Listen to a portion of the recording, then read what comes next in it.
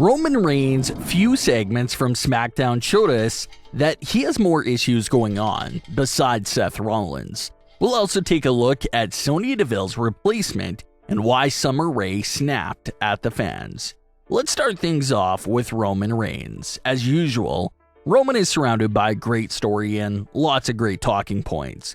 We previously discussed how Roman purposely got the Usos disqualified and accepted that fate early just so Seth didn't just get that pinfall satisfaction.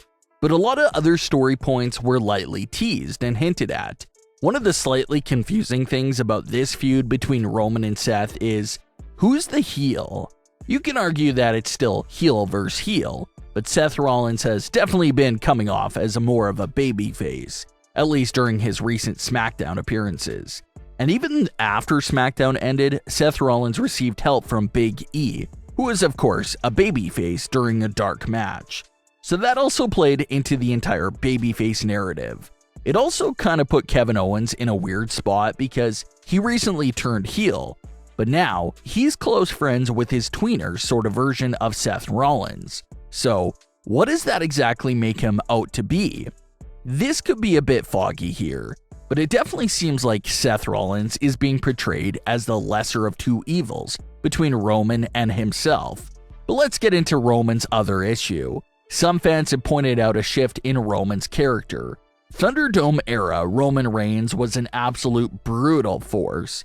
It was extremely rare for him to even have the slightest crack of a smile, and always seemed to be in the most serious moods. But that ultimately worked out. Roman ruling with an iron fist is what led to the total dominance of the bloodline and what struck fear into many. But current day Roman Reigns is currently starting to lighten up a bit. Sure, he's still capable of being that brutal ruler, but he's smiling more and seems a bit more relaxed compared to Thunderdome Roman. Another thing is happening as a result of this is a change in the Usos' behavior. Remember that there was once a point where the Usos were legitimately terrified of Roman. Roman manipulated them by saying all this stuff about how they're family and how they have to help the family name to stay on top. But you can argue the point that the Usos were basically bullied into falling in line with Roman. Roman would give them orders, and they do it without any question, like true henchmen. But if you're taking a closer look at the Usos, they're starting to get a bit more comfortable now. They don't really seem to be their quite serious selves anymore. They're being louder now, they're cracking jokes, they're showing more personality. And the biggest moment that could have the most impact on the future is when the Usos spoke for themselves and accepted Seth Rollins' challenge before Roman gave an answer. This was a very telling moment for both Roman and the Usos. Roman usually does all the talking and decision making, so for the Usos to jump ahead of him and accept the challenge like that before he even spoke could bring up some conflict in the future. You could argue that Roman probably doesn't strike fear in them anymore, or you can argue that he's losing that full control over them. Those are valid points that this little moment seemed to be alluding to. So, the Usos speaking up and accepting this challenge was enough to make Roman upset. But fast forward to the end of the show, and the Usos couldn't back it up and cash that check. They were seconds away from another embarrassing loss, but Roman sort of put them out of their misery a bit early with the disqualification. So Roman is in the peak of this feud with Seth Rollins right now, but as you can see, a lot is being teased for some potential conflict amongst the Bloodline members. If Roman does lose the Universal title at Royal Rumble, it's going to come back to that moment that the Usos opened their mouth and accepted Seth's challenge, a challenge that they were unable of handling. So don't let Roman lose the title because all signs seem to point at him possibly taking everything out on the Usos.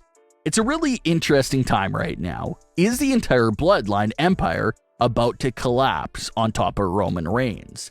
First, Heyman is gone, now issues with the Usos. Maybe Roman does walk into WrestleMania completely alone, which would be a big change from what we've been seeing ever since 2020.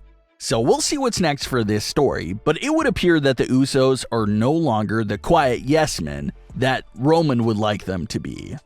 With a little tease of Eric Bischoff leading Adam Pearce into stepping towards Sonya Deville, it has fans wondering if someone would step up and replace Sonya Deville as a WWE official.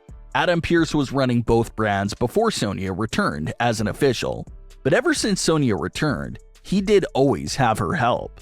So, with Sonya's character basically throwing her WWE official position away with her recent actions towards Naomi, does Adam Pearce look for someone to take that role? Like we mentioned before, you can argue that Eric Bischoff is a great candidate for that role. He's a highly recognizable face in the industry, and he has a lot of experience in this GM sort of role. But another superstar that's throwing their name in the hat is Paige. Remember that Paige was given the Smackdown GM role a few years ago after she confirmed her retirement from the ring. It was a fun role that allowed her to stay on TV and stay involved even though she can no longer wrestle. And Paige absolutely loved the role. She had said time and time again that she had a lot of fun with the role. But it didn't last that long because WWE then made a sudden move to completely eliminate the GM role from WWE television. So Paige was quickly and forcefully removed from that role that she loved. But fast forward a few years later and the GM role is basically back. Adam Pearce and Sonya Deville don't technically have the label of being called a general manager, but their job description and everything else that they do is literally the job of a GM. So that's basically what they are. Sonya and Adam are the general managers. Well, Paige took to Twitter and sent this message to Vince McMahon and WWE. Since you brought GMs back a while ago, and she posted a gif of a hand going up. And that's true. They kicked her out of the role because they were getting rid of that position and then literally brought the position right back. So she was basically removed for no reason. Paige then started tweeting that she was the best GM, which led to the response from Sonya Deville. Sonya had this to say, quote, "What is that saying? The student became the master. Thanks for the tips 4 years ago, but I'm your boss now, sweetie," end quote. Paige responded with an expletive tweet basically calling Sonya Paige 2.0 and telling Naomi to come get this clown. So everyone was already speculating about Paige replacing Sonya, and now they have a Twitter interaction to fuel up that speculation even more.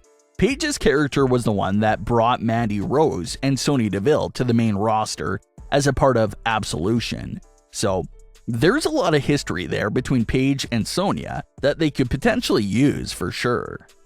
Summer Rae recently made a cameo appearance in the crowd during Smackdown and was announced as a WWE Legend.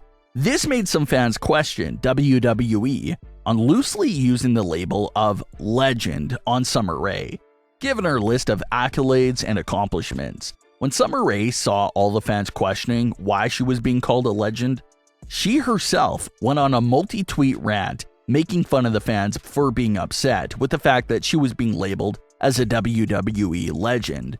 Those tweets generated a lot of buzz as well. But what are your thoughts on today's stories? Leave your comments below.